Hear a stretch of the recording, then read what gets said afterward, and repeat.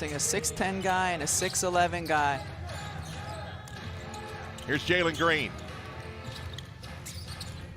And He hadn't quite found his, wasn't in the game time groove quite yet. Coffee hadn't kicked in. Yeah, exactly. Now he's got the 3 Eastern time start. He's ready to go as Bobby. Pull up. He's a good passer. He can hit the 3. I know there's been a lot of communication lines between the 76ers and Connor Johnson, the head coach, and going to travel here, Turning Erie, that are named Bayhawk. They're right on Lake Erie, so we're going to have to do a little research on that one. So say that's not an answer ball right now because it was almost a year where they were without the game. So while their bodies are sore and it's tough to play this many games in a short amount of time, for Delaware, that's really fuels what they do on the offensive end is when they get it going on the defensive end. Rajon Tucker, the blow-by. In the NBA for a few years and now working his way to the floor. Washburn keeps this one alive for Tucker. Another offensive rebound early in the ball game. Told you he's averaging a double-double. He averages almost 4 offensive rebounds per game. And I'm sure Doc... He's the guy defending the person setting the screen, but how is his help side defense? How active is he offensively when he doesn't have the ball in his hands? How is he helping other guys get... To the game, the Sixers want to see Paul Reed work on that 3-point shooting. Missed there. Debs has been very active. Number 2 and 1. A good offensive possession last time down for Ignite in terms of moving the basketball and sharing the basketball. Jalen Green back on the floor, stepping into one. 3 of the young guys on the floor at the same time right now for Ignite, and here's their leader of the pack, Jalen Green. Look out!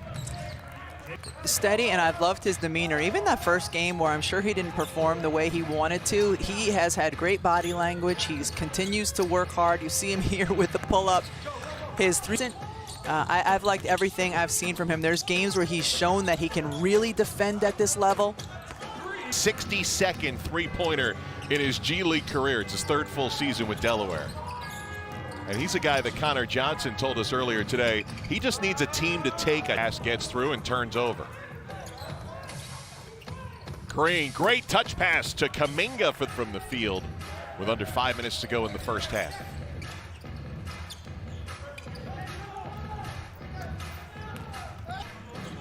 And the veteran Reggie Hearn that time. Ooh, nice high pass to Jalen Green. You know, you would think that one of the younger guys just physically would have a difficult time at this level, and he hasn't. He has a great frame, and he's shown his strength. Duncan has excelled defensively.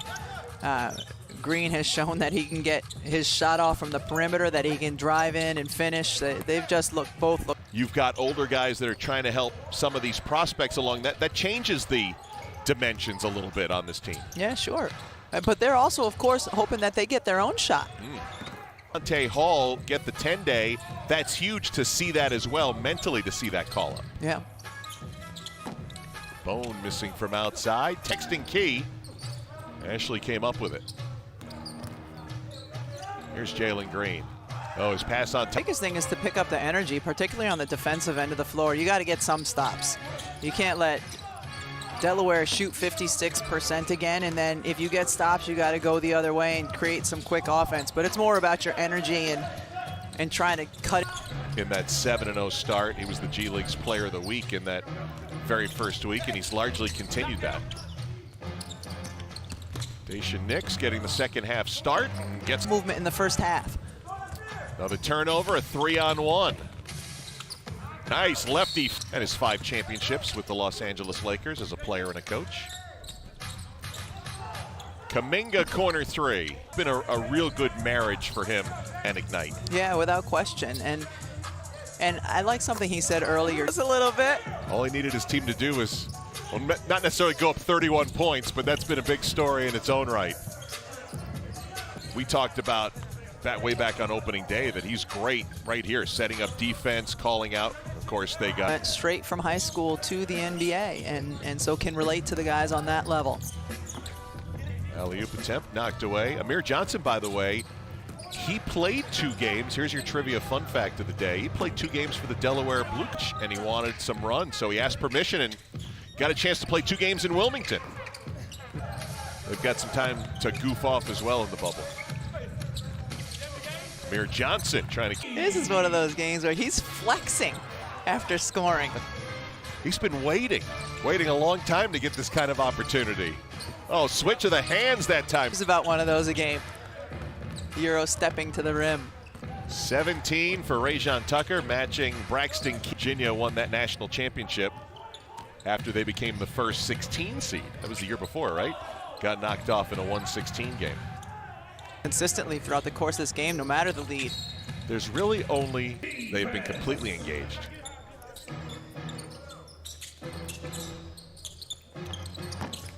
Jalen Green missing. Challenge is so much greater. And we were talking to Brian Shaw, this was a few weeks ago. There's 5 draft eligible players not played as much as the other 4. He's from India and, you know, is also Dinks. Yeah. Is that good? Yes. That was all because of you.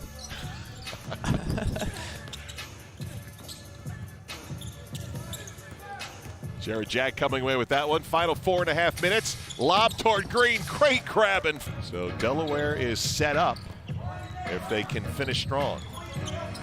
And they'll be a tough out. It's brewing. Producers always love the 2-box, don't they? Yes. Get a little fancy, use all their tools. So there you go. Well, I live down near the Connecticut shore and the Osprey all spring and summer long. You lose on a last-second shot. Don't you lose more sleep on those last-second losses than losing by 30+? A little more, too. How about REB with a step-back attempt? Todd with a head of steam.